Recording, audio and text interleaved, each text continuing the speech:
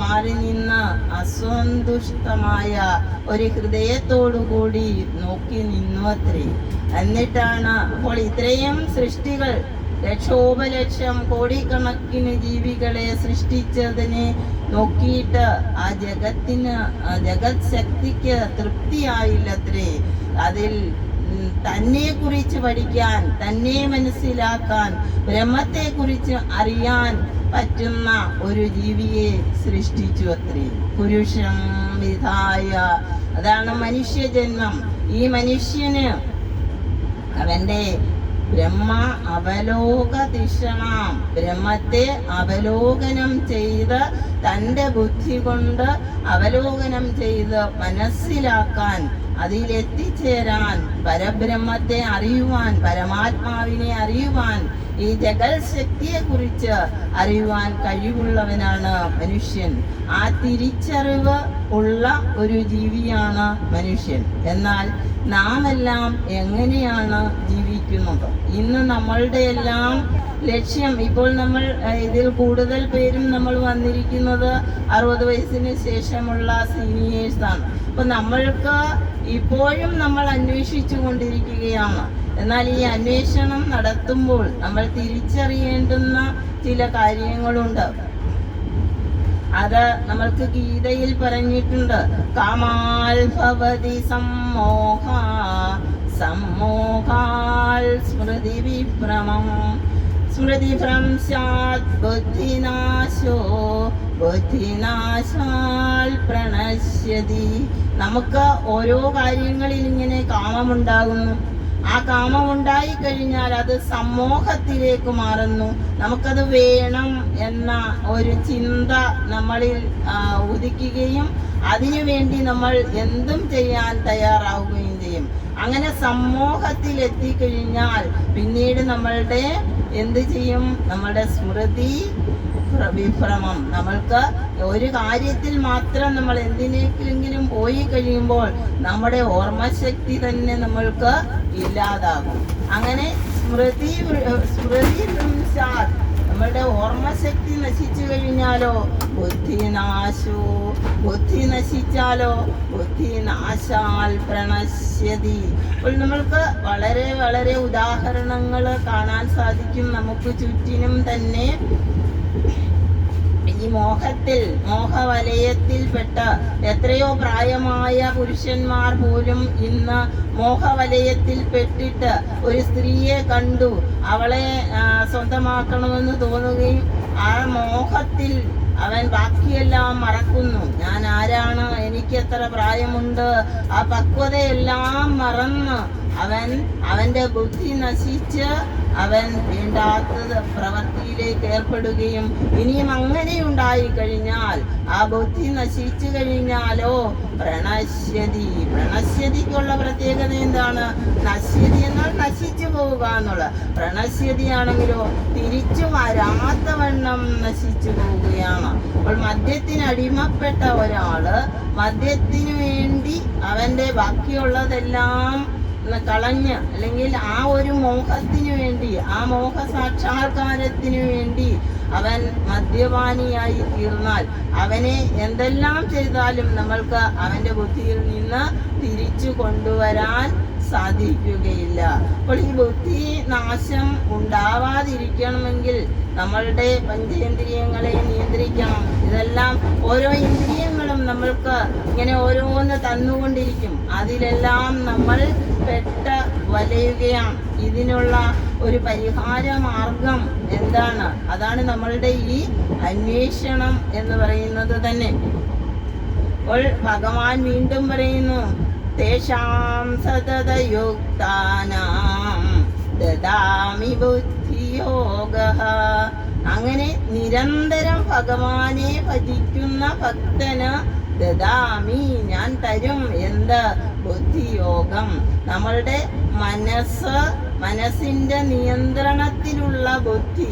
മനസ്സുകൊണ്ട് നമ്മൾക്ക് നിയന്ത്രിക്കാൻ കഴിയാതെ ബുദ്ധി ഇങ്ങനെ മുന്നോട്ട് പോകുമ്പോഴാണ് നമ്മൾ ഈ ആപത്തിലെല്ലാം ചെന്ന് പെടുന്നത്. അപ്പോൾ നമ്മളുടെ മനസ്സിനെ നിയന്ത്രിക്കണമെങ്കിൽ ആ ബുദ്ധി അതേപോലെ നമ്മൾക്ക് ഉണ്ടാകണം. ആ ബുദ്ധി ഉണ്ടാകണമെങ്കിൽ, അല്ലെങ്കിൽ നമുക്ക് പറയാം സ്ഥിരബുദ്ധി ഉണ്ടാകണം. ആ സ്ഥിരബുദ്ധി ഉണ്ടാകണമെങ്കിൽ നമ്മൾക്ക് കലിയുഗത്തിൽ നാമസ്മരണം മാത്രമേ ഒരു പരിഹാരമുള്ളൂ. ഭഗവാൻ പറയുന്നു 4 തരത്തിലുള്ള ഭക്തരാണ് ഭഗവാന് ഉള്ളത്. ഏതൊക്കെയാണ്? ആർത്തൻ, അർത്ഥാർത്ഥി, ജിജ്ഞാസു, ജ്ഞാനാർത്ഥി. ആർത്തനായി കഴിയുമ്പോൾ, ആർത്തൻ എന്ന് പറഞ്ഞാലോ ദുഃഖിതനായി കഴിയുമ്പോൾ, നമ്മൾക്ക് എന്തോ ഒരു ദുഃഖം വന്നാലും ആ ദുഃഖം നമ്മൾക്ക് സഹിക്കാൻ കഴിയുന്നില്ലെങ്കിൽ, അസഹിഷ്ണുതയിൽ എത്തുമ്പോൾ നമ്മൾക്കുള്ള ഒരു പരിഹാര മാർഗം, എല്ലാവരും എല്ലാ വലിയ ദുഃഖത്തിനും ഓരോ നമ്മൾ ആശ്വസിപ്പിക്കുന്നത് എന്ത് പറഞ്ഞാണ്? ഈശ്വരനെ വിളിക്കൂ, ഈശ്വരനാമം ജപിക്കൂ. അല്ലാതെ തന്നെ നമ്മൾ അറിയാതെ തന്നെ ഈശ്വരനെ നമ്മൾ വിളിച്ചു പോകും. അപ്പോൾ ഭക്തനായി തീരുക. ആ ഭക്തിയിലൂടെ, വെറും ഭക്തി പോരാ, നിരന്തര സ്മരണയിലൂടെ നിരന്തരം നമ്മൾ ഈശ്വര ഭജനം നടത്തണം. അല്ലെങ്കിൽ നാമസ്മരണം നമ്മൾക്ക് നിരന്തരം ഉണ്ടായിക്കൊണ്ടിരിക്കണം. നിൽപ്പിലും ഇരിപ്പിലും കിടപ്പിലും നടപ്പിലും അല്പവും മറന്നിടാതെ നിന്നെ നിദ്രയെങ്കിലും. ഇങ്ങനെ ഭജിക്കണം എപ്പോഴും. ഏത് കാര്യം കർമ്മം ചെയ്തുകൊണ്ടിരിക്കുമ്പോഴാണെങ്കിലും നമ്മൾ ഈശ്വര ഭജനത്തിലൂടെ, ഈശ്വര സ്തുതിയിലൂടെ, ഈശ്വര സ്മരണയിലൂടെ തന്നെ പോകണം. എല്ലാ മതങ്ങളും നിർദ്ദേശിക്കുന്നത് ഇതുതന്നെയാണ്. ക്രിസ്തു മതത്തിലും പറയുന്നത് അത് തന്നെയാണ്. ദൈവമേ ദൈവമേ നിന്നെ സ്മരിക്കണം, ദൈവമേ ദൈവമേ നിന്നീലലിയണം. അവരും പ്രാർത്ഥിക്കുന്നത് അത് തന്നെയാണ്. എല്ലാ മതങ്ങളുടെയും അന്തസത്ത ഒന്നു തന്നെയാണ്. ഈശ്വരനെ ഭജിക്കുക. ആ ഈശ്വര സ്മരണയിലൂടെ നമ്മളുടെ മനസ്സമാധാനം, മനഃശാന്തി, നമ്മളെല്ലാവരും ആഗ്രഹിക്കുന്ന ഒന്ന് സന്തോഷമാണ്. ആ സന്തോഷം എന്ന് പറയുന്നത് നമ്മൾക്ക് എവിടെ ലഭിക്കും? അല്ലെ, സന്തോഷത്തെ തിരഞ്ഞിങ്ങനെ നമ്മൾ നടക്കുകയാണ്. ഇറാനിലൊരു ബുക്കുണ്ട്, ദിവാൻ എന്നാണ്. ഖുറാൻ പോലെ തന്നെ, ഖുറാനിന് മുൻപേ ഉടലെടുത്ത ഒരു ബുക്കാണ് ദിവാൻ എന്ന് പറയും.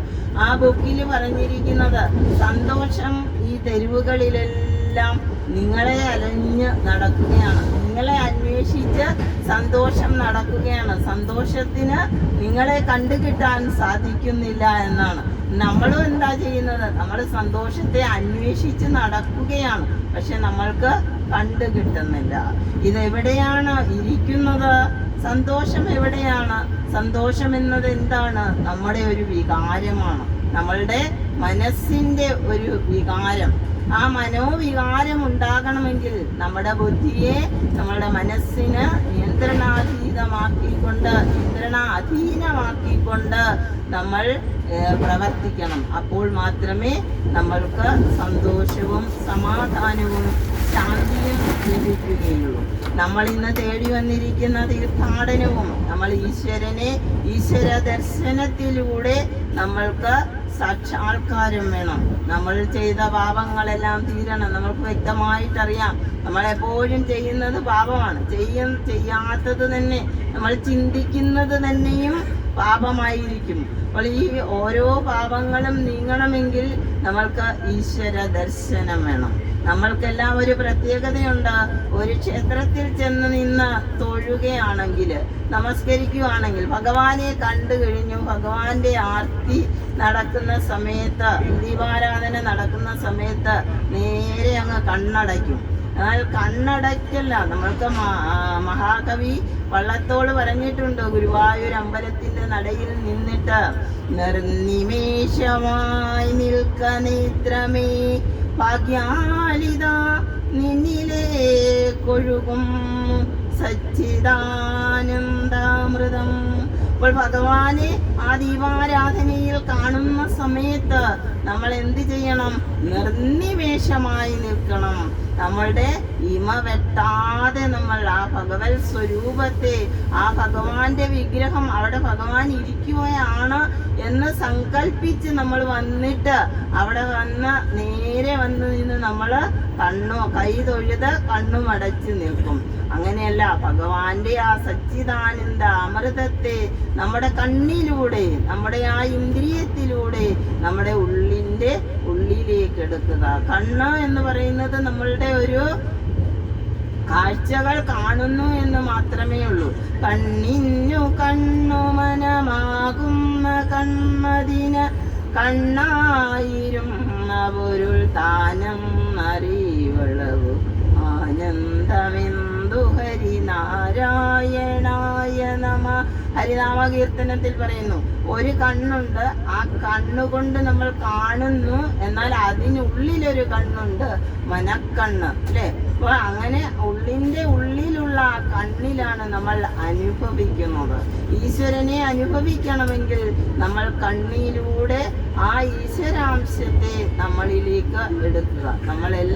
എല്ലാ ആത്മാക്കളും നമ്മൾ പരമാത്മാവിൻ്റെ ഭാഗം തന്നെയാണെന്ന് മനസ്സിലാക്കിക്കൊണ്ട് ഈശ്വര സാക്ഷാത്കാരത്തിനു വേണ്ടി നന്മയുടെ പാതയിലൂടെ സഞ്ചരിക്കാൻ എല്ലാവർക്കും കഴിയട്ടെ എന്ന് പ്രാർത്ഥിച്ചുകൊണ്ടും ഇവിടെ ഒരു പ്രഭാഷണം ഈ തീർത്ഥയാത്രയിൽ എനിക്ക് അനുവദിച്ചു തന്ന സ്വാമിയോട് അഗൈതവമായ നന്ദിയും സ്വാമിയുടെ അനുഗ്രഹത്തിനായി പ്രാർത്ഥിച്ചുകൊണ്ടും എല്ലാവർക്കും നന്ദി, നമസ്കാരം.